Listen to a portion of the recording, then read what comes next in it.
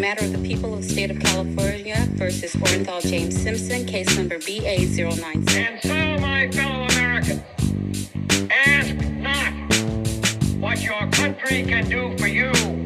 Ask what you can do for your country. Alrighty, we are here, Taylor, recording live, broadcasting to the world. How are you doing today? Good. How are you? I'm doing well, thank you. Actually, I'm not doing well. My allergies are acting up, and I heard it's really hot over there. it's getting pretty hot here. Yeah. So not the best time of the year, but Pretty. taking it with stride. Yeah, it's still pretty. How are things on? Oh, wait, do you want to introduce us? Sure.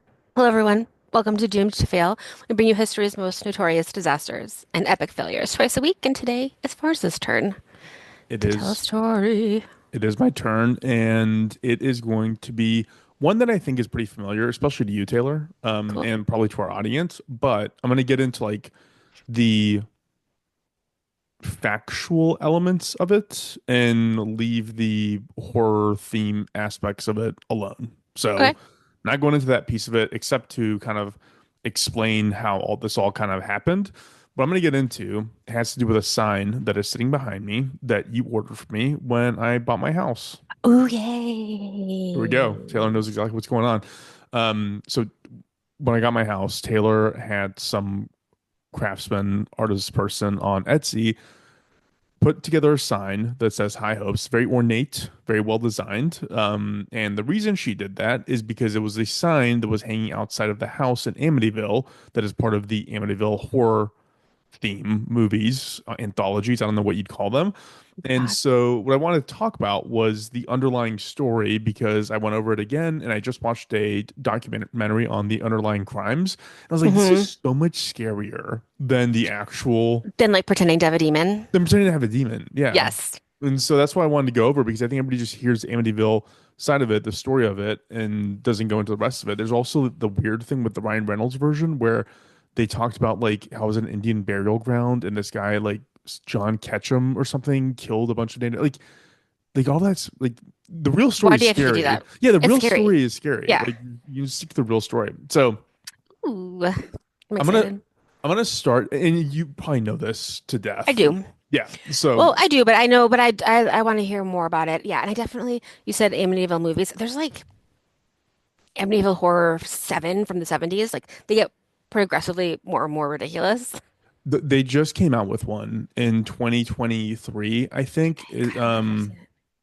The Last Breath Amityville, or I forgot what it was called, but I watched a documentary on it and I read the reviews on it, and it's not at the house. It's not Amityville. It's like No, like the one I saw was with Betty Davis, I think, and it was like they got like a lamp from the house that like made everything haunted in California. yeah, it's getting really out there, and like they all kind of suck. I did really like the Ryan Reynolds one. I thought that was really well done. But it was Watched just it they again in a threw in while, a but bunch of stories in there that didn't have to be in there. yeah. So first things first, just to clear the air, like what the story was about. So the Amityville horror series, it's based on the accounts of a real couple named George and Kathy Lutz who moved into the house that was then 112 Ocean Avenue in Amityville, New York in December of 1975. The address is not 112 anymore. The owner changed it to 108 because people were just gawking at it constantly. Well, that's been too bad. Everyone knows now. Everybody knows. They also changed the iconic windows on the outside, and now they made them like square, which kind of sucks, but That it is does, what but it is. it's a beautiful house and it has that boathouse. It's huge. It's on the water, everything. Huge, nice. Yeah, it's beautiful. If you have to It's live on an island, live there. yeah, it's a very There's no good upper food. yeah, it's very upper middle class. Well, back then it was upper middle class. Now it's like wealthy. I mean, I think that house probably sold for like $2-3 million. Yeah. That's how like houses on Long Island are no longer cheap. Yeah. Yeah. So going back to the Lutzes, they stayed at the house for about 28 days. This is all factual. This is not about the horror story. They stayed at the house for 28 days, during which they said they experienced a bunch of paranormal things happening, and then they fled the house. 2 months later, they got in touch with Ed and Lorraine Warren, who were paranormal investigators, who said they sensed a dark energy in the house, because of course they did. It's how they make their money. And then the Lutzes went to Jay Anson, who wrote a book, and that was followed up with a bunch of movies that's called The Amityville Horror. That's the story. Amazing. So let's talk about what happened before this happened, because that's where the meat and potatoes are, and it's really good. So 13 months before the Lutzes acquired the 3,600 square foot home, it was 5 bedrooms for $80,000 in 1975. How crazy is that? I know. Before they did that, 13 months earlier, a family named the DeFeos lived there. So today's story is about them. And yeah, it was just inspired by the sign behind me because of your thoughtfulness. So Yay. so let's start with we're gonna start the story with Louise Marie Briganti, which is her maiden name, who is the wife of the matriarch of the family, let's call her. Hmm. She was born in 1931 to a wealthy Brooklyn family. She came from a traditional Italian American family, and she had a very, very opinionated father who was also very well to do, and he owned a Buick dealership. So she met a guy named Ronald DeFeo Sr. in the late 1940s when they were both around 18, 19 years old. The records are a little bit fuzzy on that. Hmm. He did not come from a well-off family, and my understanding was that, if you're not from that kind of a background and like you're kind of a hothead, like if you're a guy who's like trying to survive in America in this era, like you're going to be a bit of a hothead. And he That's definitely had fair. that reputation, and he was Hmm. Italian. I'm not trying to throw aspersions, but it is what it is. Yeah, I mean, is he from Brooklyn too? Because I can imagine. Yeah. I imagine him like a newsie, Yeah, even yeah, though that was yeah. like way before. But you know what I mean, like a little Brooklyn kid being Yeah, like, yeah, "Bada, bada, you can bada." picture it. Like fist fights everywhere, Yeah, like yeah, that kind of thing. exactly. Yeah. So despite the objections from Louise's father, the two ended up getting married, and eventually Louise's dad gave Ronnie a really good paying job as a service manager at his dealership. They would go on to have 5 kids, and in order of oldest to youngest, you have Ronald Jr., you have Don, Allison, Mark, and John Matthew. So you have 5 kids. On the outside, the family was perceived as just like a normal upper middle class family living in like I said, like a wealthier neighborhood. Hmm. In private, the dad kind of ruled the house with an iron fist. This is Hmm. Ronnie Sr. Um, he was apparently never abusive to anybody else in the household except Ronald Jr., who we're going to call Ronnie from here on out. Yeah. The more you learn about him, the more you're like, yeah, I probably would have beaten this kid too. Like some kids just need to get beat. Like I'm sorry. Like I know we have like different kind of parenting styles now. You just gotta hit your kids every now and then. Just I'm not a parent, but that's what I think. I'm a parent, and I'm a no on that. But keep going. So Ronnie seems like the first generation of the newly wealthy, like kind of spoiled, more interested in experiences, no matter how dark those experiences ended up being. Hmm. He reminds me of the people you hate, Taylor. Like you talk about the people that you went to school with who were like just, Yeah, why do I have to work? Why do I have to do anything? Why can't everything be fun? And like that's kind of what totally. this guy seems like. Yeah. So Ronnie, his history included being suspended from school a couple of times, being caught with heroin and LSD, using heroin and LSD, getting in fights, getting arrested. He had pulled a gun on his dad before, and he'd even been caught embezzling from the dealership, his grandfather's dealership, which is like Mm. such scumbag behavior. By contrast, the other four seemed totally normal. They were described as intelligent, sweet, nice kids, normal activities, played sports, did band, like all that kind of stuff. They were just normal Well, kids. was the chicken and egg what came first? Was Ronnie always an asshole, so his dad was mean to him, or his dad mean to him so he became an asshole? The age-old question.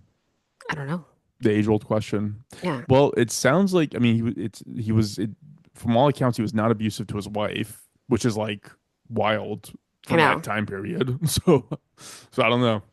TBD, I guess. Cool. So the layout of the house. So it was a two-story house and it had an attic. They named the house, like I said, High Hopes, and placed a placard, the one that you got for me, outside of it.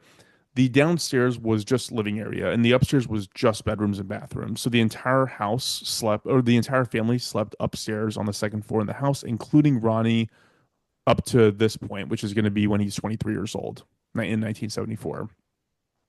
So do you care about the ages? Because the age, like, it's worth noting that, I do. Yeah, I do. yeah. So Ronnie's 23. The next oldest would have been Dawn at 18. The next oldest was Allison at 13. Then you have Mark at 12, and you have John at 9. Why does Ronnie still live there? Well, we're gonna get into that.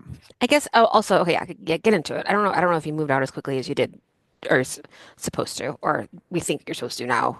So he had a lot of problems. He had a Got it. lot of problems, and his mother sounds like she enabled it because she would Hmm. give him money and let him do whatever he wanted. And so Hmm. that's kind of the reason why he ended up staying there. Hmm. So with that said about the way, let's get to the night of November 13th, 1974.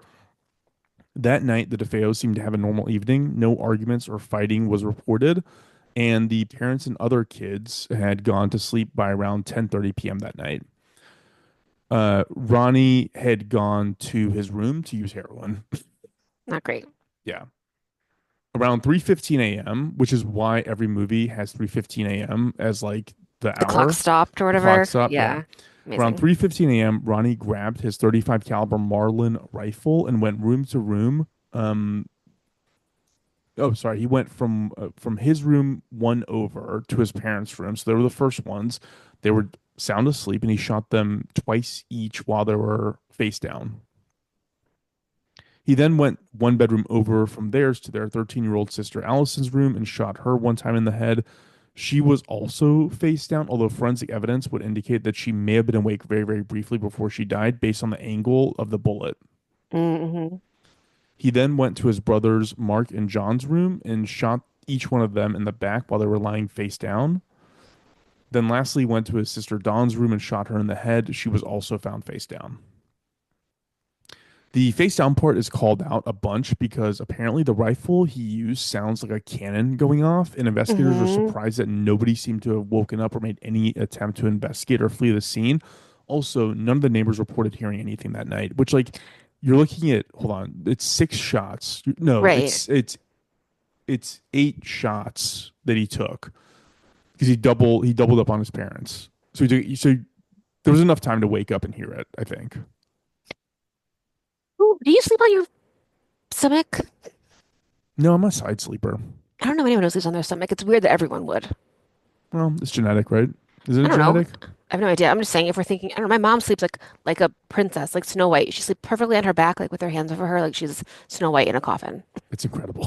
It's incredible. She like doesn't move at all. Do you do that? Um, no, I like sleep on my side and or a t-shirt over my face and like Mhm. usually there's a child in my arms. But like no, I just think it's interesting. I feel like four people, wait, six people sleeping the exact same way is weird. Yeah. Yeah. Just trying to conspiracy this a little bit. There's plenty of conspiracy. So we can just add this to the list. Ronnie, after he did this, he took a bath and he changed his clothes. He also cleaned up his room a little bit, which was typically a cluttered mess because he's a heroin addict. Mm-hmm. And he wrapped the rifle in a pillowcase and drove 30 miles to Brooklyn and dumped it in a storm drain. Okay. That was his plan. He then went to his job at his grandfather's dealership and was heard complaining to coworkers about not being able to get in touch with his family. He even called the house and pretended to be surprised when no one answered. He left work around 1:30 and decided to swing by his girlfriend's place, a woman named Sherry Klein. He also told her that he had called the house and nobody had answered. He even tried to call again while they're in her company Why would he be doing that? because I'm he's just trying to asking make it. questions. Yeah, he's trying Right? to Because make that's it. who does that? Like I Yeah. don't call It- home during the day. so there was a reason that you could justify why he was doing that. It's because he didn't have a key to the house. Interesting. And so he needed someone there if he was going to go home, which is why he's not going home based on what he's conveying to people. Mm. So he's with his girlfriend Sherry. They would end up going to a shopping mall before swinging by his buddy Bobby's house, and he would also tell Bobby that nobody was answering his calls and try again from his place. Hmm. Part of, like I said, part of his concern was that he just didn't have keys to the house. So my thought was he was bringing this up because he was like, "Well, I need to go get home whenever they're there, essentially, to get inside the house." Hmm. They visited with Bobby for a bit, and he let him know that if he wanted to hang out later, he'll be at Henry's Bar, a local tavern, around 6 p.m. that night. From there, Ronnie and Sherry hung out a little bit, drank, and did heroin, which is what you do, I guess. That's a lot. Around 6:30, he burst back into the bar and would proclaim that he needed help because he thinks his parents are shot. A group of patrons, they would go to the house with Ronnie and discover the crime scene. Police would arrive and take Ronnie to the police station after he told them he thinks it was a mob hit carried out by a guy named Louis Fellini. That's very specific. Well, so Louis was like an actual known mafia hitman, which makes you wonder, like, why wasn't he arrested? Oh, And like everyone knows you're a mafia hitman? everybody knows, yeah. I don't know. I feel like that's a great question. And well, yeah, it's I- Long Island. Yeah, They're like, like, yeah, yeah, so are we. yeah, exactly. Um, Basically, Ronnie claimed the two had an argument like years earlier, and that he probably killed his family for that reason. That was his argument. Got it. Ronnie said that he was at home until about 4 a.m. the morning of the murders. He couldn't sleep, so he decided to go into work early. And police believed him. And to protect him for what they thought was going to be another potential victim of this guy, Fellini, they basically let him just sleep at the station while the investigation was going on at the house. There they found they found a bunch of live 35 caliber bullets in his room. And during the course of the investigation, they also found out that he was a heroin user because he had all his paraphernalia hanging around. They also found out through investigations that he had burned his dad's boat to help his dad collect insurance payout Uh-huh. after Ronnie had blown the engine doing probably stupid shit. No question. What does a live bullet mean? It just means like, how would you, if you had a not live bullet, is that one that's been used or like not? Yeah, well, not live bullet is when you dig out of someone's head, and a live one is when you find in a box. Got it. So, so basically, they were piecing together the insurance fraud thing. They found out he had embezzled money from his job. They basically were starting to realize like this guy's not like some decent person. Like he's a scumbag, Yeah, which yeah. is what he was. He was a complete fucking scumbag. So the police started pressing into his written statement on the timeline of the murders. And it was around this time when they were interviewing him again that they also discovered the murder weapon was a 35 caliber rifle, which matched the bullets that he has in his room. Hmm. His story started changing. He was being pressed. He was probably also going through withdrawals at this point, frankly. And eventually he would tell police that this Fellini guy uh, woke him up and let him know that he was going to kill his whole family. That was kind of like the story. He was like, "Yeah, I was there. You're right. It happened when I was still at the house, but I didn't do it. This guy woke me up. He like told me to stay put. He's going to go kill the whole family. Then I ran away." That's how his story kind of changed over time. It's a weird thing to have someone do. Yeah, and by this point, police were like, no part of this story is kind of making sense, and Yeah. it became clear that he was the perpetrator, and so they ended up charging him with six counts of murder. He went so far as to say that once he started the killings, he couldn't stop himself, and he led police directly to where he had discarded that evidence in Brooklyn. So it was Hmm. obviously him. Like, there's no doubt about it. Yeah, yeah. Nobody's questioning that. His attorney would argue that he was not guilty by reason of insanity. The defense's psych evaluation would determine that he did have paranoid schizophrenia, and also that he had auditory hallucinations, and so he couldn't be responsible for his actions at that time. The prosecution obviously disagreed, saying that he was just like a narcissistic heroin user and he went into a fit of rage and did this. And frankly, Yeah. that's probably the most true thing. For insanity to work, you have to not appreciate the criminality of what you're doing. The fact that Right. he You have to like drove not somewhere, understand the consequences. So you wouldn't hide the gun. You're you right. wouldn't have the Yeah. gun. Yeah. Hmm. It was also a last podcast episode. Like, if you ever want to get found not guilty by reason of insanity, just like walk around with like the person's head, like wearing it as a hat down the street. Right. Because then, like, okay, Because you're then obviously nuts. you're obviously not doing great. So he was found guilty of 6 counts of second-degree murder and sentenced to 25 years to life in a maximum security prison. Since then, he has claimed that demonic voices told him to kill his family. And that was also discarded because there was the schizophrenia thing, but that was the defense's argument. And apparently, heroin is not a hallucinogenic. I never knew that. I looked that up, but it's not a hallucinogenic. And It all he just had in makes his you like system, gel out. yeah, and all he had in his system was heroin that night. Um, is the schizophrenia a real diagnosis or that just a defense? That was the defense.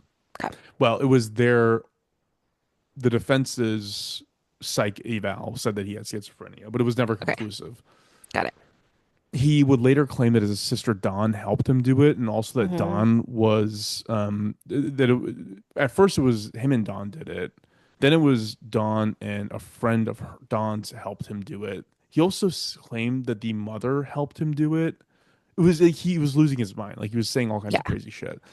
At one point he said the family consented to being killed. He was just nuts. That's not true. Yeah. Um, and there was the final claim was that he was possessed when he was doing it, but that was only after the movies came out and became like hugely successful. So like Right. he was just playing that up. Um, and Oh yeah, I forgot there was another one that he claimed. He claimed that he was framed because someone wanted his family's inheritance and they wanted it to like skip over him, but Hmm. he killed everyone in the line of succession. So like it was Right. like he's again he's like coming up with ideas that only a heroin addict can come up with. He ended up spending 47 years in prison, and on March 12th, 2021, so fairly recently, he died in Albany Medical Center for reasons that the government has never released. The typical speculation is that he had some sort of chronic cardiac issue that afflicted him that he Hmm. died because of, or more practically, it's probably because he died of COVID and the government didn't want to reveal that. Oh yeah, probably. It was 2021. Yeah, yeah. So, so that's his story. That's how the family all met their end. And yeah, the house still exists. The house is still there. Somebody bought it fairly recently, I think. I think, I mean, it's a very nice house, and no one has ever had any problems in it. I yeah, mean, the Lutzes obviously lied because they were liars, but good on them for, well, they didn't make a ton of money, but the good on the Warrens made a ton of money. Warren's made a ton of money. Jay Anson made a ton of money. I think the Lutzes, I think I heard they sold their entire rights to everything for $300,000, which is Yeah, which is like nuts. a bummer because this is huge. So, what do you think? What do you think happened? I have some questions and ideas. Okay, Shoot. you go. Okay, so you know how people, so in the second 70s Amityville movie, they say that Ronnie and Dawn had a relationship, like a sexual relationship, which like Yep. obviously is not true. But like, and then she helped him do the murders. But okay, I'm looking at all these pictures of them. If you want to find them on the internet, you can find them in their beds. And you're right, they're all on their stomachs. But then like, there's a still from a movie, because there's so many movies, where they're on their stomach crying, where like one of the sisters, it's probably Dawn's, on her stomach crying, and the brother's coming in. So like, what if he yelled at them and said, "Everyone lay face down, and you won't get killed"? It's definitely possible. You know, I just think that the face down thing I think is really, really weird. And then like because like it would have he would have had to either be telling them to lay down and not do anything. Maybe he was like someone else is in the house, everyone lay down, face down, don't look, close your eyes or whatever, and then he was doing it. Because otherwise, like you couldn't do it fast enough. Like I remember when you did the Vasilka axe murders, we talked about that because I read that book, The Man on the Train, about that axe murderer that was like going around the country killing families. And then part of it was like, how could the families not hear him when he walked up the stairs? Because like the stairs had creaky stairs, and like that was like known, all these things. But like the thing that the author of The Man on the Train, um, he suggested that like maybe he just went really fast, you know, like he like ran up the stairs really fast, and before you know it, you're being axe murdered. Like you don't have a chance to think about it. But with this, he'd have to like I don't know, recock the gun, reload every time. So maybe he told him to lay down. Maybe that, You know, because also I mentioned it's like too he weird. had pulled a gun on his dad before, so like Yeah, maybe the whole family, because it's also like fairly significantly older than everybody else, and yeah. so they're like, we just listen to what Ronnie tells us. Maybe he said like this hitman's in the house. I'm gonna go get him. Everybody, da da da. But you're hearing shots from another room. It's someone else. You know, Yeah, maybe the that could argument have about been. Yeah. Dawn was that they did find gunpowder on her, Hmm. but they think that it was just a close range enough shot to where the gunpowder that it gets naturally emitted could have just settled on her, and like Hmm. that's probably what it was. And Hmm. I heard the whole relationship thing too. Also, it's worth noting that the mafia thing was played up like a ton, and I'm pretty sure that was just blatant racism. Racism. Yeah. Like it was because they were like, yeah, this guy's like an Italian rich guy, like he's got to be in the mafia. Apparently, there was some like uncle or something that was in the mafia, so maybe it's accurate racism, but like it was like the grandfather's like uncle or something was a part of like some family. Hmm. But they were like it seemed like it was far enough removed to where like you're kind of stretching, I Yeah. think. I agree. But it is, you're right. The more I'm thinking about the whole lying on your stomach thing, I mean, that is the piece that people think about. I think that's weird. Yeah. I think it's just like a strange fact that like if you went into my house at 3 o'clock in the morning, you would find four people sleeping in four totally different positions. Yeah. You Yeah. know, like you just, I don't know, that feels like too much of a coincidence. So it makes sense to me that they were like told to do that. Yeah, I could see that. I could see that. Maybe, yeah, they were just scared. They could also just be Yeah. scared. There's a Yeah. common thing with people like, well, if you're in a kidnapping situation, why don't you fight back or why don't you do so? And it's like you don't know how you're gonna deal with it. Like, I mean, No, you're scared and it's confusing and like, I um, if I heard something happening in my house, I think it would take me a bit to even register it enough to come up and formulate a plan of how to respond to it. yeah. And I'm a 40-year-old man. Did you remember when that guy, like, there was that shooting in my neighborhood a couple months ago? Yeah. And like, so it was like a house that's like, you can see it from my house, but it's like across a hill. So like, it's pretty far. But like a guy had stolen a car. He had driven up a street. He thought it was a street. It was a driveway. So he kind of got stuck. And the police were following him. And then there were some shots. But those shots went out at like maybe 2:30 in the morning. And my husband woke up and he was like, I hear gunshots. He did a great job. He Wow. like got up, woke me up immediately, was like, there are gunshots, and then was like, then we are looking out the window, and then we like saw police cars like over the hill, like whatever. So I was impressed because, yeah, like you said, like it's hard to be like, what do you do? Like last podcast just did the that massacre in Tasmania that you did, Yeah. and Martin something. yeah, and a lot of people just like didn't run, didn't know what to do. They were Yeah. confused because it's Yeah. confusing, you know. You'd be like, why am I being woken up to this? What is this? Also, I live in Texas. Gunshots are nothing. Like a gunshot No, would not wake me totally. up. Yeah. So No, totally. If you live in a city, you hear gunshots all the time. I don't know, but I had a um, friend we both know visiting, a British friend visiting, and mhm. we were sitting outside talking, and there was gunshots in the distance. Like, what is that? I'm like, gunshots. Like, should we duck? I'm like, no, they're just going off all the time. I'm like, Yeah, just let we're in them do their Texas. thing. It's our state It's our pastime. anthem. Shoot Yeah. guns in the air. Yeah, just with shots. Um, yeah, that sucks. I feel sad for the family. There's also interviews of Ronnie as like an older man, like in his like 50s, Hmm. and he still sounds like a complete dirtbag. Like if you Mm-hmm. listen to interviews of he just has that Long Island drawl, Did he ever and like say he was sorry or like anything like that? no, not that I saw. Hmm. And he also changed his story so many times. It's like there's a credibility crisis with this guy where like you don't even know what to believe because his story changed Hmm. constantly. Hmm. So, but that being said, I do think I want to watch Amityville tonight. I need like a list of all the movies. Okay, I'm gonna ChatGPT this. What are all the movies? Because did you ever watch the? We should also talk about the Lutzes. Um, but like, did you ever watch the documentary about the poor Lutz kid? No. It's like called the kid Danny, I think. Um, hold on, Minityville. And it ruined his life, obviously. You know, Yeah, of like course. his parents sensationalized this thing. It was terrible for everyone, and then like it just his life was ruined. So here's the thing. I would not be surprised if something did happen because what sane person would take on a mortgage and then leave after 28 days? Yeah, That is a little bit crazy, but they could have also been suffering psychological issues themselves, or they could have been gassing themselves up and thinking that it's real, you know? exactly. Um, there's the core movies are the Amityville Horror, Amityville 2, The Possession, Amityville 3D that was released in 1983 in 3D, the Amityville Curse, Amityville It's About Time, Amityville New Generation, Amityville Dollhouse. That's the one where there's like a haunted dollhouse. Then there's the Clock is the one with Betty Davis, and then the Amityville Horror 2005. Wow, that's 20 years ago for Ryan Reynolds. And then there's like Amityville Asylum, Amityville Death House, Amityville The Awakening, Amityville Murders.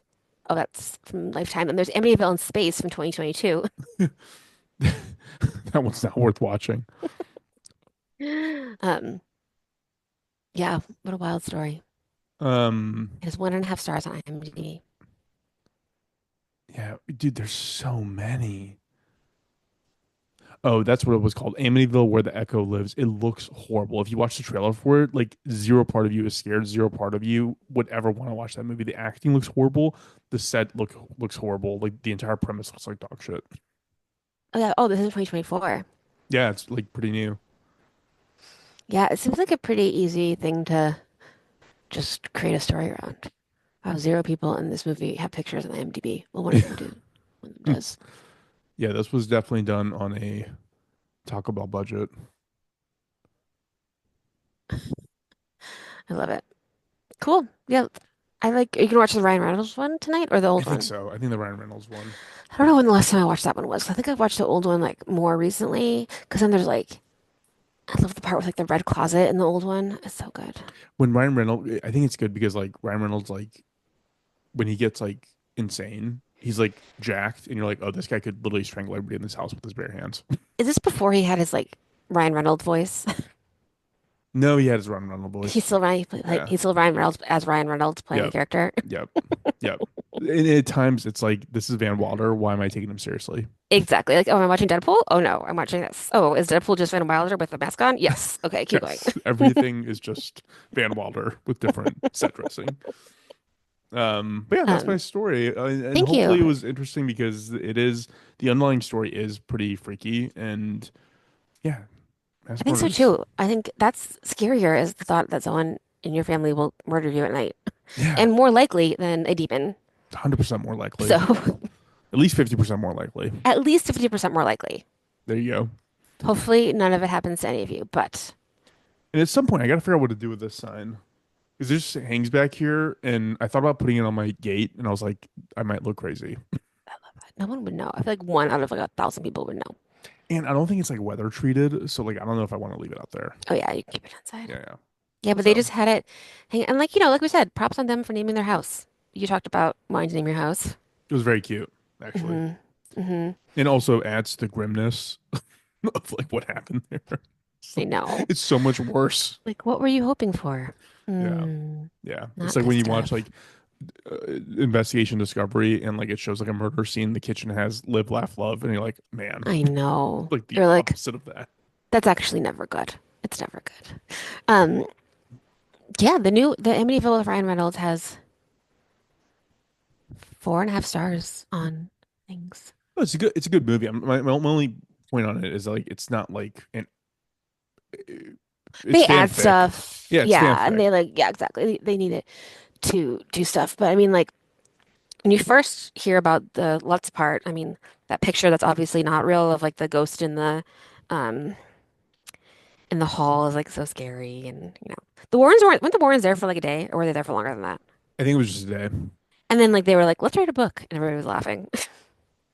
Yeah, I mean they literally just figured out how to monetize this stuff. I mean that's Hmm. really ultimately what their gift is marketability. Like they're really Yeah, good at marketing. yeah, So, I love that for them. cool. Cool, thank you. Very exciting. I will watch that movie as well. Wait, no, I It's think I have the old one open. The old one's still so good. Maybe I'll watch this one. it's a bit of a classic. I do love it.